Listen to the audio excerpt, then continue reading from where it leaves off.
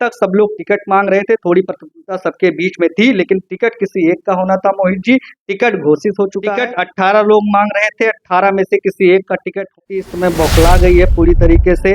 भारत कोई भूमि का टुकड़ा नहीं है, यह जीता जागता राष्ट्र पुरुष है। यह वंदन की धरती है, यह अभिनंदन की धरती है, यह तर्पण की धरती है, यह अर्पण की धरती है।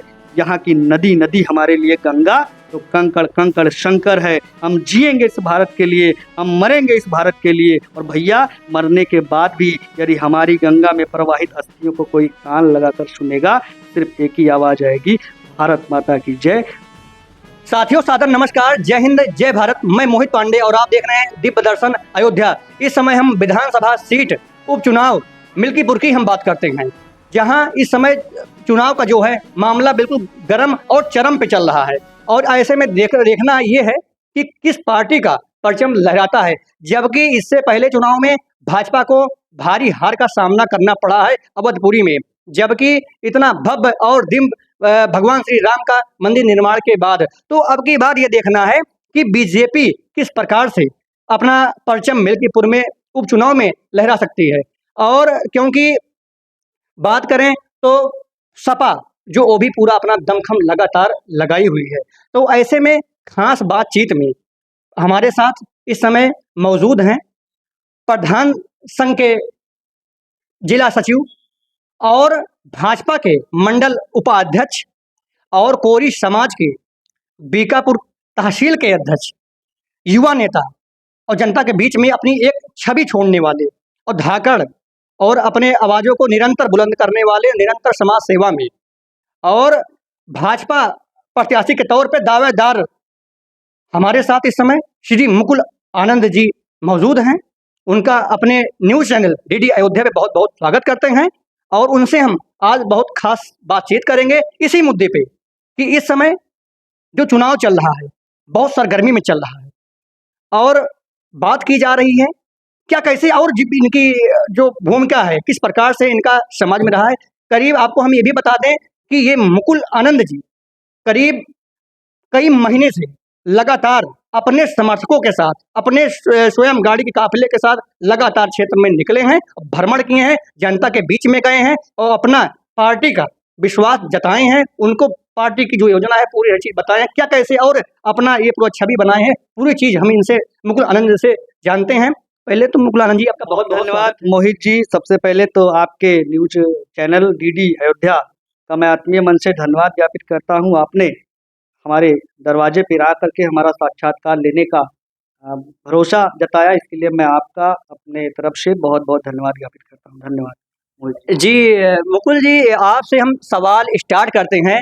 जैसे देख रहे हैं अपने अयोध्या में विधानसभा का उपचुनाव चल रहा है, जैसे में ये बहुत चर्चित सीट है मिल्कीपुर उपचुनाव, और आपको पता होगा पूरे विश्व की इस पे नज़र टिकी हुई है। नज़र की इसलिए टिकी है क्योंकि इससे पहले भाजपा की बहुत बड़ी हार हुई है। अब ऐसे में क्या भाजपा ये सीट निकाल पाएगी? मिल्कीपुर उपचुनाव को आप कैसे देखते हैं? मिल्कीपुर उपचुनाव में भारतीय जनता पार्टी के लोकप्रिय प्रत्याशी श्रीमान चंद्रभान पासवान जी लगभग 50,000 वोटों से अधिक मतों से विजयी होने जा रहे हैं।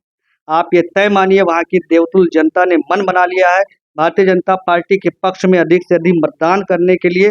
मैं आपको आश्वस्त कर दूं कि भारतीय जनता पार्टी का एक एक कार्यकर्ता बूथ से लेकर के पूरे क्षेत्र में मेहनत कर रहा है, संघर्ष कर रहा है और एक एक कार्यकर्ता दिन रात एक कर दे रहा है भारतीय जनता पार्टी की जीत को अधिक से अधिक वोटों में तब्दील करने के जैसे कि आप देख सकते हैं इससे पहले भाजपा के लोकसभा चुनाव में भारी हार भी हुई है, तो वैसे में ये चुनाव सपा से जो लड़ाई है कांटे की टक्कर बताई जा रही है और लगातार सपा अपने जो क्षेत्र में है पूरा परचम लहराने का और काफी मतों से जीत की जो उद्घोषणा है लगातार जो सपा के नेता हैं वो लगातार कह रहे हैं। देखिए, समाज में बौखला गई है पूरी तरीके से। जो निर्वाचित सांसद हुए श्रीमान अवधेश प्रसाद जी, जिनको पूरा क्षेत्र आप पता कर लेंगे, आप मीडिया के बंधु हैं, उनको जुट्टा प्रसाद के नाम से जाना जाता है। उनकी जो छवि है वो लगातार सुबह से लेकर के शाम तक वो झूठ बोलने की चाय पीते हैं। एक बार जनता से गलती हो गई, इस बार पूरी जनता, हमारी देवतुल मिल्कीपुर की जनता मन बना ली है। भारतीय जनता पार्टी वहां 50,000 वोटों से जीतने जा रही है। समाजवादी पार्टी ना कहते हुए उसको समाप्तवादी पार्टी आप कहिए, तो बेहतर होगा। समाजवादी पार्टी की समाप्ति की शुरुआत मिल्कीपुर से होने जा रही है। वर्तमान समय में मैं आपको आश्वस्त कर दूं कि चुनाव वहाँ 80 बनाम 20 का है। 80% जनता हमारे साथ है, 20% जनता समाजवादी पार्टी के साथ है। मोहित जी, अवधेश जी तो अपने अपने आप को अवध के तो राजा कहते हैं, तो कैसे वो हार सकते हैं? देखिए, लोकतंत्र के किसी भी प्रणाली में, लोकतांत्रिक देश में, गणराज्य देश में संविधान के किसी भी पृष्ठ पर यह वर्णित नहीं है कि जनता के द्वारा चुना गया जो मतलब प्रतिनिधि होता है वो राजा कहलाता है। जहाँ तक मेरी जानकारी है, मेरी भारतीय जनता पार्टी की जो अनुशासन की नीति है उसमें जनता के द्वारा चुना गया व्यक्ति जो होता है वो सेवक होता है। अयोध्या के राजा राम थे, हैं और जीवन पर्यंत अयोध्या के राजा राम रहेंगे। वो स्वयं भी हो चुके हैं। भारतीय जनता पार्टी की जो नीति है, अनुशासन की है, सुसंगठित तरीके से हम लोग कार्यकर्ता बनकर, सहज कार्यकर्ता बन करके जो हमारी पार्टी का विजन है उस पर काम करने पर भरोसा करते हैं। समाजवादी पार्टी का जो नारा होता है वो परिवारवाद और आतंकवाद से कभी न निकल पाए हैं, न निकल पाएंगे। जी, ऐसे में हम एक सवाल मुकुल जी आपसे और हम करते हैं, जैसे कि आप भी भाजपा प्रत्याशी के तौर पे दावेदार रहे। जी काफ़ी मिनिस्टर्स से आप आपकी मुलाकात भी, जी और आपने लिखित में सब कुछ आपने दिया। जी। पार्टी में कुछ उसकी नाराज़गी भी थी, इस पे आप क्या कहेंगे? कोई नाराजगी नहीं है। वर्तमान समय में हम सब ने सर्वमान्य रूप से हम मान लिया है कि पार्टी में संगठन से बड़ा, शीर्ष नेतृत्व के फैसले से बड़ा कुछ नहीं होता है। हम सब कार्यकर्ता मानते हुए स्वयं को श्रीमान चंद्रभान जी के पक्ष में अधिक से अधिक मतदान करने के लिए क्षेत्र भ्रमण कर रहे हैं। देवतुल जनता जनार्दन से लगातार संपर्क साध रहे हैं।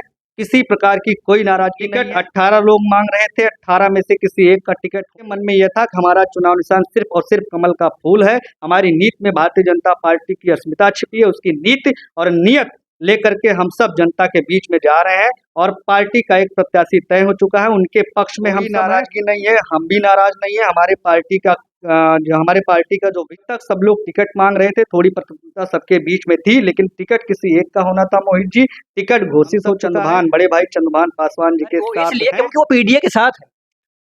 पीडीए का जो मटका था वो फूट चुका। समाजवादी पार्टी की जो नीति है, उनका जो पीडीए का फार्मूला है उसका अर्थ होता है परिवारवाद डेवलपमेंट अथॉरिटी।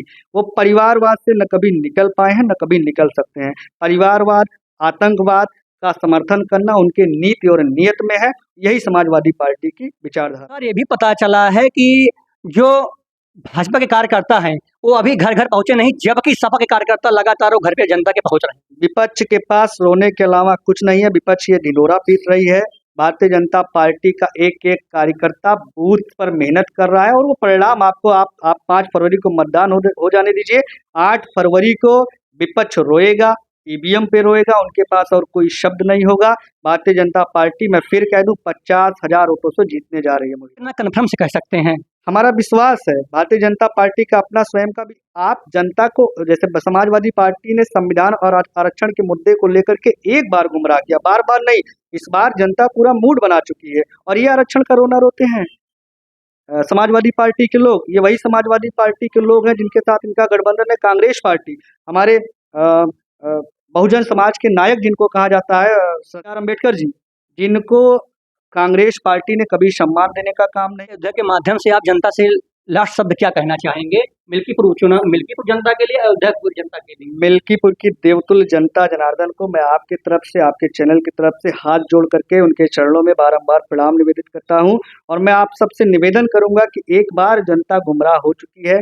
ये झूठ का जो इनका प्रोपोगेंडा है, आरक्षण का, संविधान का, इसमें आप सब नहीं फंसिएगा। इस बार वैसे भी जनता ने मूड बना लिया है। झूठ एक बार चल सकता है, बार बार नहीं चल सकता है। भारतीय जनता पार्टी सच के साथ चलती है, भारतीय जनता पार्टी न्याय के साथ चलती है, भारतीय जनता पार्टी तर्कसंगत विचारधारा को लेकर के चलती है। और ये जो आरक्षण का रोना रो रहे हैं, ये जो संविधान का रोना रो रहे हैं, मैंने आपसे पहले ही कहा कि बाबा साहब, जिनको संविधान का जनक कहा जाता है, बाबा साहब भीमराव अम्बेडकर का, जिनके जीते जी, जिनके निधनों उपरांत वो कांग्रेस पार्टी ने सम्मान नहीं दिया, उसके साथ आप बाहों में बाहें फैला करके उनके साथ आप चल रहे हो। समाजवादी, यही समाजवादी पार्टी आज दलितों की बात करती है, शोषितों की बात करती है। जब दलित समाज का आरक्षण पर प्रहार हो रहा था, दलित समाज का आरक्षण छीना जा रहा था, तो यही समाजवादी पार्टी हंस रही थी। और यही जो यहाँ से निर्वाचित, गलती से निर्वाचित सांसद हुए श्रीमान अवधेश प्रसाद जी, वो हंस रहे थे। तब उनके हृदय पर प्रहार नहीं। आपके माध्यम से एक निवेदन और भी कर दूं देवतुल्य जनता जनार्दन के बीच में, ये जो समाप्तवादी पार्टी है, जिसे आप समाजवादी पार्टी कह सकते हैं, इनके जो वहाँ के प्रत्याशी हैं, जिनके डीएनए में परिवारवाद का रक्त प्रवाहित होता है, परिवारवाद से कभी वो उबर नहीं पाए हैं।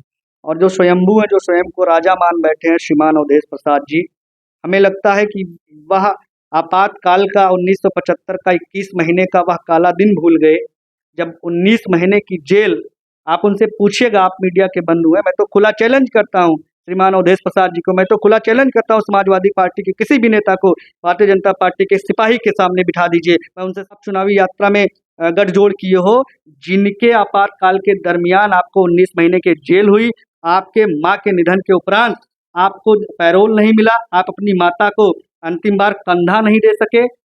दिल पर हाथ रख के श्रीमान अवधेश प्रसाद जी, मैं आपसे पूछता हूँ, दिल पर हाथ रख के आप महसूस कीजिएगा, क्या माता पिता से बढ़ के कोई हो सकता है? पार्टी बाबा साहब भीमराव अंबेडकर, पूज्य बाबा साहब भीमराव अंबेडकर का जो सपना था, उनके द्वारा बनाए गए जो तीर्थ स्थान थे, उनके द्वारा बनाए गए जो पंचतीर्थ थे, लगातार भारतीय जनता पार्टी ने उस पर काम किया, उसका जीर्णोद्धार किया है, उसको प्रकाश में लाने का काम किया है।